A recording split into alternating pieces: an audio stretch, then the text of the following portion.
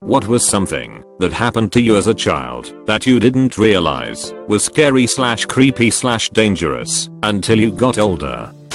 My family's station wagon blew a flat in the middle of the night on I-95 as we exited the city of Miami. I was 5 years old and riding along with my mom, grandparent, sibling and dad, who was driving, when the tire blew. It was the 80s. When the tire blew, everyone freaked out a bit. For some reason, my dad kept driving on the flat, even though we were traveling at a high speed. Eventually the tire wore down, or fell off, and we were riding on the rim, sparking down the freeway in the middle of the night. I remember the energy in the car turned to fear, but something was off. I was told, when I was older, that my dad saw a man in the center median throw a strip of nails attached to something into the middle of the highway, which my dad could not avoid. Turns out, people were using this method to rob and carjack highway drivers in the middle of the night. My dad somehow was aware of what was happening and responded accordingly by not stopping to change the tire for several miles. Luckily we had a full-size spare. We changed the tire several miles down the road and made it home safely. TLDR, my family was not carjacked and who knows what else, because my dad rolled with the punches. My sister's boyfriend tried to kiss me goodnight, and he stuck his tongue in my mouth. I bit his tongue cause well, I didn't understand it. I was 12 and pretty sheltered about that stuff. I realized after I made out with my first boyfriend what he'd been trying to do. Edit. Since people are asking, my sister was 5 years older than me, so she was 17. If I remember right, he was a year younger, so he would have been about 16. She never found out about it. They broke up after a while, but not before she lost her virginity to him and had a big pregnancy scare. I'm still not sure why he thought it was a good idea. Dude was just weird, I guess. Had massive family problems. Last I knew, he was a bisexual man engaged to a lady with 2 kids and another on the way. I still have no idea why it happened. Me and my sister hung out at his mother's place a lot because my parents were busy with volunteer firefighting. They didn't know that we were basically being used as live-in house cleaners for this guy's mother. Nanny was supposed to pick me up for an after school thing I was doing. She was a bit late, so I decided to walk home. Thing is, the school was 6 miles from my house, and I had to cross 2 overpasses to get there, which I did, while lugging my stuffed backpack. I made it about 5 miles, before getting too tired, and resting next to the sidewalk near the local mall. Then this guy on a motorcycle asks if I wanted a ride. I said yes, because fuck walking in the surprisingly creepy home stretch to my house, and hopped on his bike. We ended up talking a bit, and I found out he was an armored truck driver named Ray. He dropped me off at my house and that was the last I saw of him. My parents didn't find out until a few years later, when he showed up at the house, asking for some cash to buy his kid a Christmas present, mentioning how he'd helped me out that time. I had a kindergarten teacher who always gave me extra attention. He would bring me little gifts, hold my hand, walk me to the bathroom. After a few weeks my mom started asking me questions, and I told her how he would take me into the coat closet for special talks, and would give me lots of hugs. My mom took me over to where my dad was working, and had me tell him, and then we all drove up to the school and my dad beat the crap out of him. The next day I was put in a different classroom and I didn't see him at school anymore. When I was in 6th grade I walked into a math class for the first time at the start of the year, and he was the teacher. It all just kind of clicked in my brain when I saw him, what he had done, and might have tried to do, and why my dad beat him up. Needless to say, I went to the principal and made them call my dad, and when they told us that, since nothing was ever done legally and all that, he would keep teaching, and he was the only math teacher, my dad put me in a different school. A relative was in the hospital and I didn't want to go in, so my parents let me stay in the car. A woman was in the car next to us waiting in the driver's seat. A man walked up to her car door and pulled it open. I was young enough not to remember why we were at the hospital, but what he said to her is still clear in my memory. "You're gonna drive me back to your place and we are gonna fuck." I remember her yelling something along the lines of "what the fuck no," and then they started fighting. I got scared and hid where your feet go in the back seat, really not wanting this man to see me. Eventually I heard the car leave. I have no idea what happened, and I never told my parents. When I told a friend, he said he was probably her family member and she was crazy. That discouraged me from telling anyone. He wasn't there and didn't hear the man's vicious tone and the woman's terrified one. I grew up in Detroit, and because violence was the norm, I didn't realize how terrible some of the stuff I witnessed was. I even thought, cool, a good story to tell the kids at school. One particular story is of when my neighbors across the street, a couple and the sister of the couple, got into a very violent fight. There was so much blood, the husband or boyfriend was beating his lady and kicking her all over her porch. Then when her sister came home midway, she's like, hell no, and gets a 2x4 from the alley and starts beating the crap out of the guy. He leaves and gets something else and starts beating her, and the girlfriend is just trying to break it up, but she's getting hit and they're all really beaten up. I lived with my grandparents, these sweet old classic Mexican types from the country, and we just all go sit on the porch and watch what the crazy white trash neighbors are doing, and it never occurred to me to call 911 or do anything. When the cops came, I remember thinking that calling them was a good idea. When I was younger, we moved into a house in the woods. It wasn't completely finished, yet no screens on the windows, unpaved driveway, just dirt and rocks, etc. We also had a huge wolf spider infestation. Apparently the house was built on the headquarters of all wolf spiders in the US. Wolf spiders can vary somewhat in appearance. Some are grey and very hairy, some are brown and more smooth. Freaked out when I saw one at first, but then I thought, they look really cool, so as long as they don't bite me, it's okay. Anyways, eventually I just got used to them. Sometimes I'd see a baby wolf spider and just sort of play with it, otherwise just let it be around while I do whatever I did as a child. Either way, they were everywhere. It wasn't until much later that I saw what young wolf spiders really looked like, and the things I had been playing around with the whole time were brown recluses. When I was 10, I was given some money to go to gas station to get some soda and candy for me and my mom. When I was walking to the store, a Mexican in a old car came driving real slow like. He asked me if I wanted a ride. I said shit yes. He starts asking me about school and stuff starts getting weird. It smells awful in his car. Later on I realized it was black velvet. So we are at a stoplight across from the gas station. I bolt. I run to the gas station and started jumping on the tube to make the bell go off. The old man who owns it came out and threatened to beat my ass until he realized the Mexican was staring at me from his car. Well, he yells some choice expletives at the Mexican and tell me to go inside. Old man calls my mom and she told me to walk home and don't drop our sodas. I could have been kidnapped if not for the surly old racist. Goodness, where do I start? I've been approached 4 times to hop into cars. Didn't think anything of it and just said no. A lady once tried to coax us across the road with some lollies. Lucky our friend's mum was there.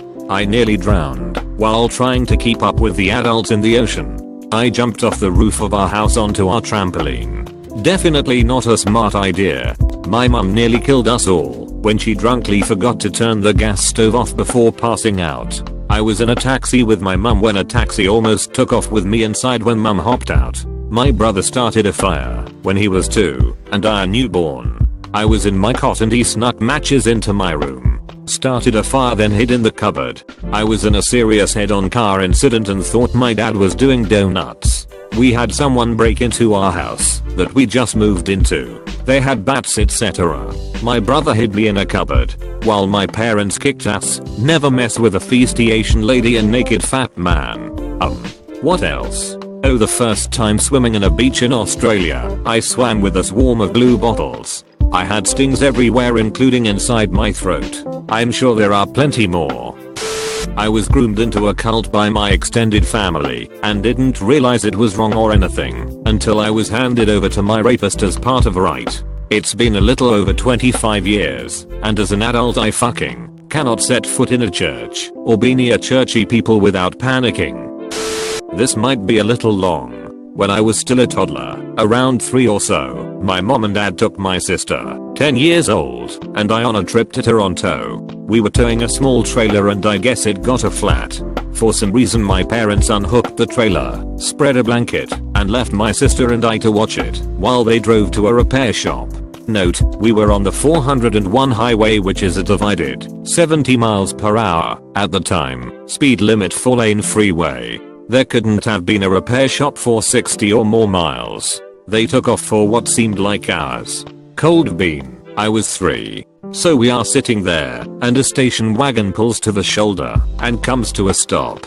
By the time I noticed, a middle-aged man had scooted to the passenger side of his car, opened the door, and was whacking it for all it's worth. I just stared at him, because I was curious, and my sister said, "Don't look and he'll go away." I thought she said, "Don't look or he'll go away." So I pretended to cover my eyes and stared through my fingers, because I thought she wanted him to stay. In any case, he finally finished up and left, but came back after a fair while. He must have taken the next off-ramp and doubled back, because he showed back up again doing the same thing. By then, I had figured out my sister was afraid, so I tried not to look as much. Edit, I should have mentioned that I'm female. He must have left, and after a long time my parents came back for us. That part is all hazy. I just remembered the weird man.